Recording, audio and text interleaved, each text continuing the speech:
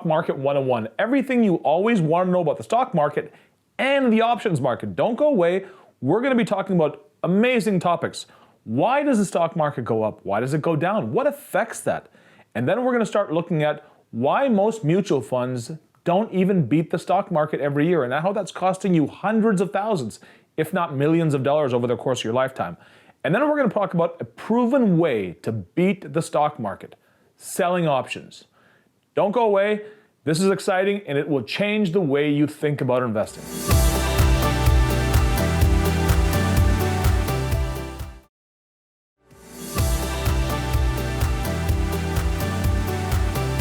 Hey guys, welcome back to Stock Market 101 with yours truly, Omar Khan. Now today we're going to be talking about the stock market. How does it work? Why does it go up? Why does it go down? What returns have we historically gotten? And then we're going to pivot and talk about your holdings, what most Canadians hold, their mutual funds, and how much those fees may be costing you over a period of time, and why most funds are absolute failures. Let's dive into it. Now, the biggest stock market in the world, and the one that's cited most often, is the S&P 500, Standard & Poor's 500. It's the collection of 500 biggest US stocks, and that's the market. Now, that has returned over time, over the last 50 years, on average, 11.13%. And I really want you to pay attention. Remember, it has 500 companies in it, okay? And when we talk about how mutual funds are constructed, that number is going to be very important. Now let's talk about the Toronto Stock Exchange. Over the last 50 years, the Toronto Stock Exchange has returned about 7.9%.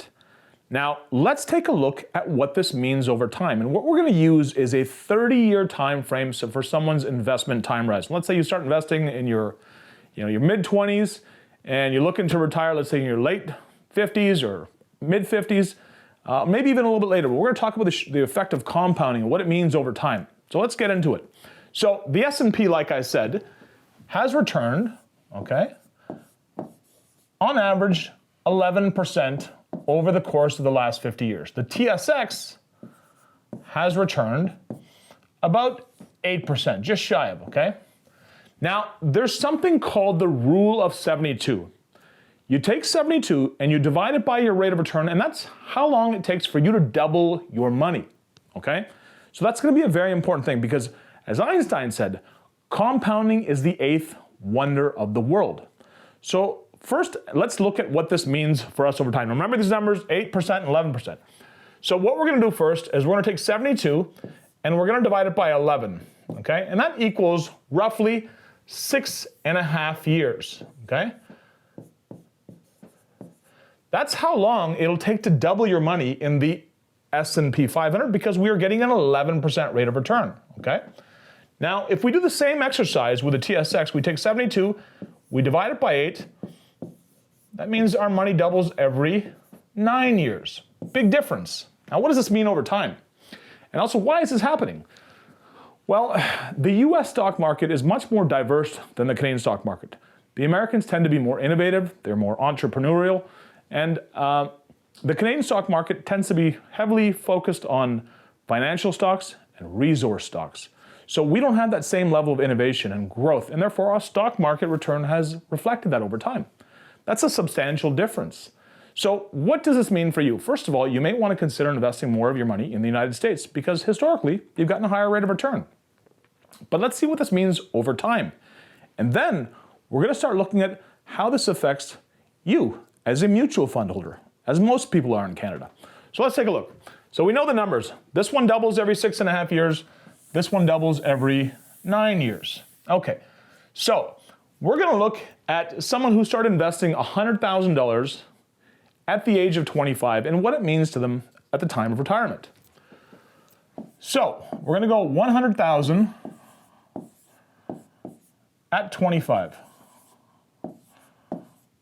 Okay, so with the S&P 500, we know our money doubles on average every 6.5 years.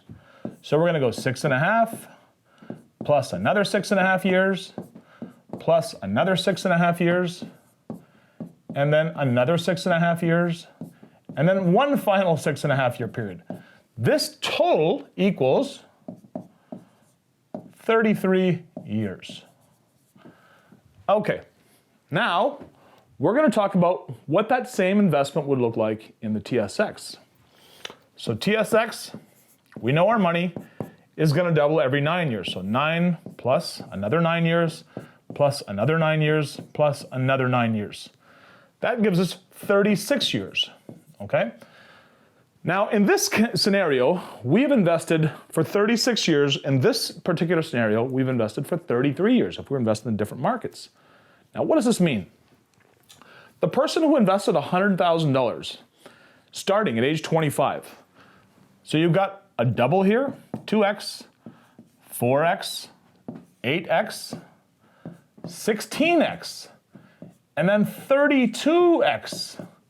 So at the end of 32 years, if you had just invested in a simple S&P 500 index fund with very, very low fees or no fees, in this hypothetical example, let's call it no fees, your 100,000, okay, would equal $3.2 million. Okay, because that money did a 32 times return. It doubled, and then that doubled again, doubled again, doubled again, doubled again. At the end of the 33 years, we had a 32 times return on our capital.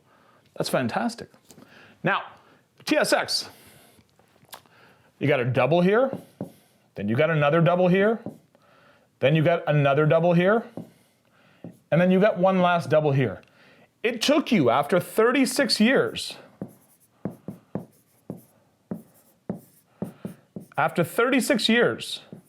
your 100,000 turned into 1.6 million, which is 16 times your money. Now, that may seem very impressive, but when you count it against the 3.2 million that you could have had, because the S&P has done better over time, it is a massive difference. Let's also keep into account that this was done in 33 years versus our investment in the TSX, that was done over a period of 36 years. A long time, three more years. That's almost enough for a substantially higher return in the S&P 500, because that's 3 more years, right? And we know our money on average is doubled every 6.5 years. So it actually is far greater than 3.2 million. Now that's going to cost you a lot of money. Now, let's take a look at this example in the S&P 500. So we know that if we just invest in an index fund, we have roughly 3.2 million over time. We're going to forget about the TSX for now, and we're going to focus on the S&P 500. Now, why does a stock go up or a stock go down? Well, ultimately, in the long run, Warren Buffett said, the stock market is a weighing machine. In the short run, it is a popularity contest. So, a lot of people buying a stock or selling a stock, short term can affect the movement of it quite drastically oftentimes. But long term, a stock will go up and down based upon the amount of money that company makes or doesn't make. The largest company in the world is Microsoft. The number 2 biggest company in the world is Apple. Now you know that these companies make a ton of money. That's why they're the biggest companies in the world, because they make a ton of money. So that ultimately is what drives the stock price up or down in the long run. In the short run, it can be anything. It can be interest rates have gone up all of a sudden. So in 2020, COVID and lockdowns were upon us. What did the governments around the world do? They printed money.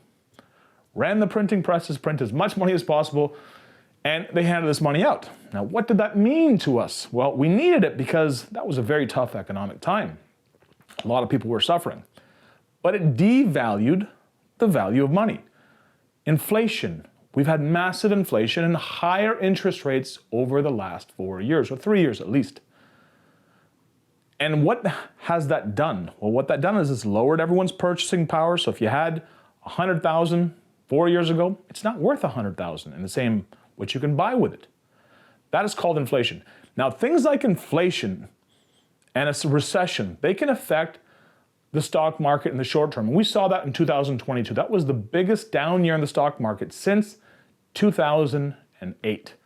That was a big, big decline. It doesn't happen like that very often, but that was a really bad year. Why? Because interest rates went up so much and companies started making less money. So the stock market went down. But ultimately, remember we talked about the stock market, the S&P 500 has gone up 11% a year for the last 50 years. So yes, it'll have its down years. But the trajectory is up historically. Now, every time the stock market has retreated and there's so much fear out there, it's always gone to an all-time high. Always.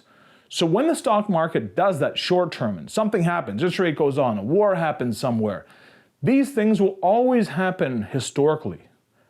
And the stock market goes down. The idea is not to panic. The idea is to become opportunistic. To borrow another quote from Warren Buffett, when others are fearful, be greedy. And when others are greedy, be fearful. Don't go anywhere. Tons more to come. We'll be right back.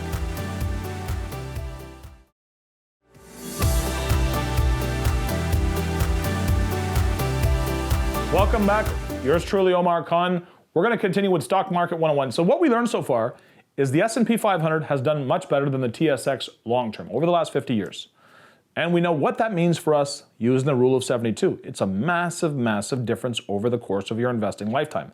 Now let's pivot to actual mutual funds. How do they work? What do they do? Right? And most Canadians own mutual funds. I'm going to show you some glaring statistics that are going to open your eyes and why you may want to consider investing completely differently. Now, we talked about it a little bit earlier. The stock market in the short term goes up and down for a variety of reasons. Interest rates, wars, famines, etc. There's always some geopolitical event going. Those will always continue. If you look back in history, they'll always continue. But the stock market's done well, even in spite of all that stuff. Why? Because humanity continues to move forward and people keep making more money. Companies keep making more money. So we know that. All right. The stock market in the long term goes up or down based upon the amount of money a company makes or doesn't make. So now we've established those basic things when it comes to the stock market. It is not gambling at in Las Vegas, contrary to what a lot of people think. You invest in a solid company, you say, oh, well, wait a second, I think this company will be making a lot more money in the future. Well, if that's the case, then theoretically, that company should go up in value. The stock price should go up in value over time. So now let's take a look at the typical mutual fund in Canada and why it's costing Canadian investors hundreds of thousands, if not millions of dollars a year. Now, we looked at the S&P 500 return. It's roughly 11%, okay? And we know that means double our money every 6.5 years. That's the S&P 500. Okay. Now let's say you go to your financial person and you say, hey, I don't want to invest in the stock market. I have an RSP, a TFSA, I've got some money, I want to contribute to my investment account. And they stick you in a mutual fund. And this is very, very typical. In the Canadian investment landscape, there are $2.1 trillion of assets under management, which Canadians pay about $40 billion a year to be managed on their behalf. And this is why I'll tell you, it is the biggest scam out there in my opinion, and you should really take note of this, okay? Now, the typical mutual fund in Canada, let's say you want to invest in, I want to invest in a US mutual fund that holds the S&P 500, okay. The typical mutual fund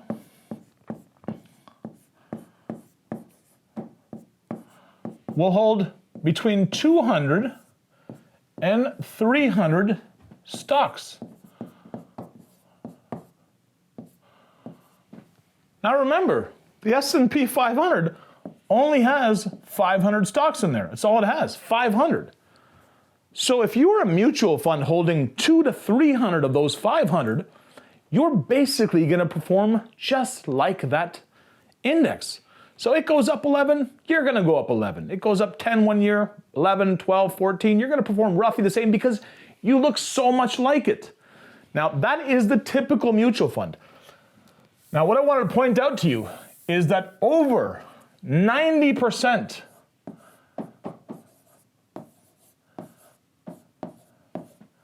of mutual funds do not perform as well as the stock market over a period of 10 years.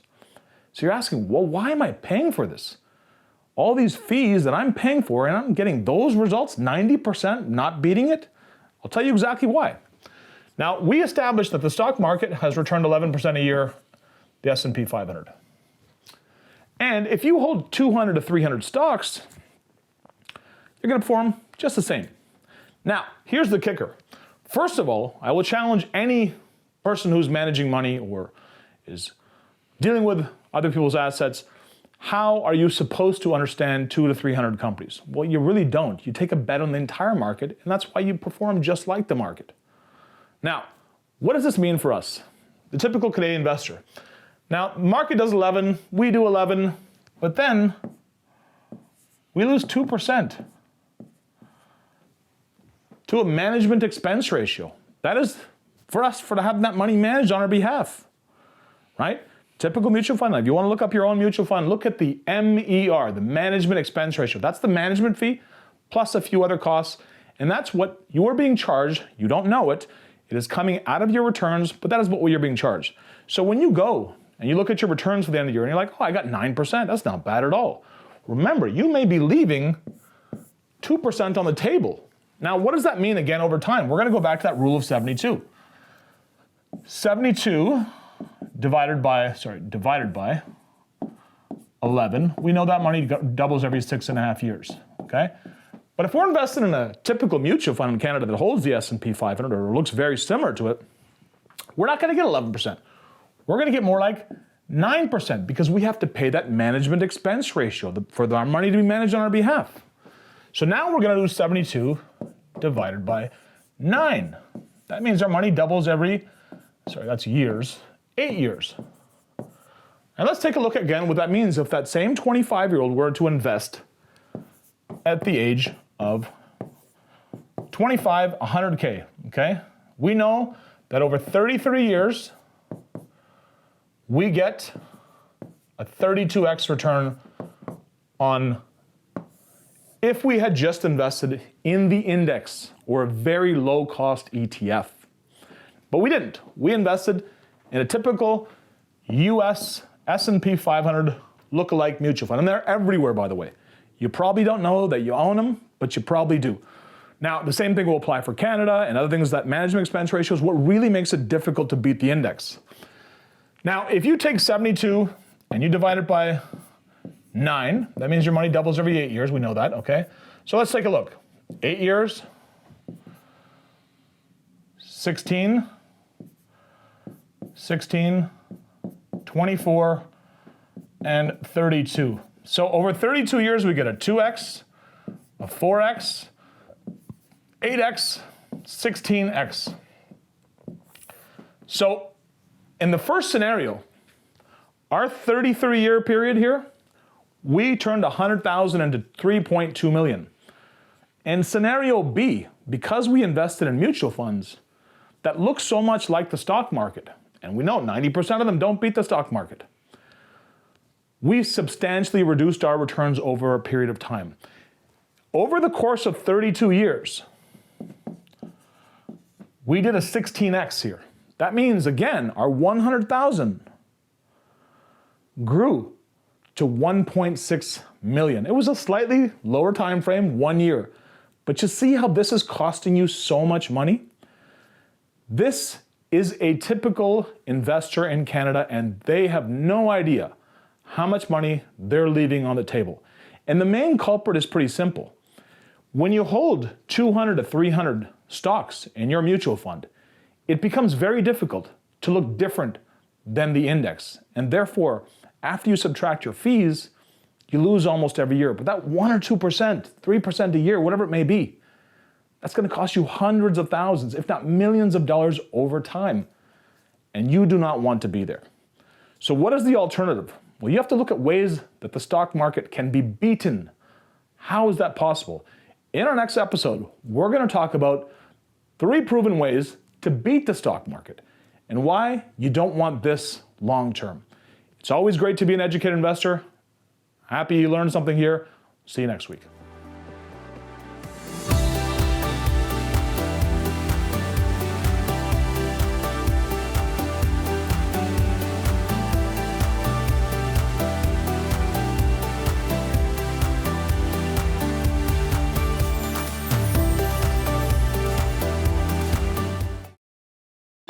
Did you know that if you're selling your home or investment property, one of our preferred agent partners will sell it for you for free. That's right, zero commission. Head over to our website and find out more.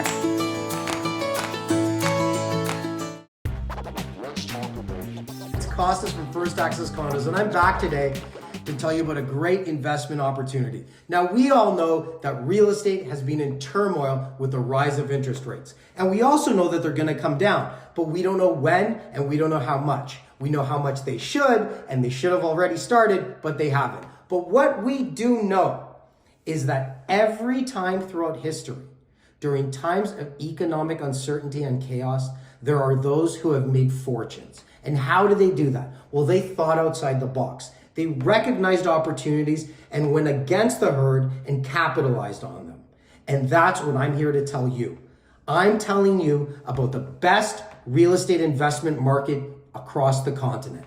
And it's right here in Canada, and it's Calgary. While the rest of the nation's real estate was in the toilet, Calgary was up 14.5% in price appreciation, and they were also up in sales volume. Massive scarcity, lack of supply, with the fastest growing population in Canada at 4%. Us here in the GTA are only at 3%. They have the youngest workforce in the country and the highest per capita income. What does that mean? That means that their economy is set to continue growing long before others have stagnated. Have you had problems with the landlord-tenant board and it's scaring you from investing? Well, that doesn't exist in Calgary. Someone doesn't pay you, they're out in 14 to 28 days. You want to raise your rent because your cost has gone up? That's up to you. You decide the rent, you decide who stays in it, and you get them out if they give you any problems. Sounds too good to be true? It just gets better. Tired of paying taxes to government? Well, there's no land transfer tax and there's no developer charges. And that helps keep the prices close to 50% that of here in the GTA. But guess what? Rents are 65 to 70%. That's right. Not only are you getting capital appreciation from the lack of supply and the population boom, but you're also going to get positive cash flow month to month. This is the real estate unicorn that we have found for you. Now, did I just hear about this? No. I was on the show last year telling you guys about it, and a large group of you called me up and invested with me at a project. Well, I'm ready to invest in another project, and that's why I'm here to talk to you. I got something luxurious downtown, and I got something more affordable in the suburbs. Whatever you need, we have a product for you, so don't delay. Since we can't take a time machine back to 2015-26 Toronto and double down our investments, we can do the next best thing. We can invest in the newest and fastest growing real estate market in the country. That's Calgary, First Access Condos. When it comes to your investments, don't be second.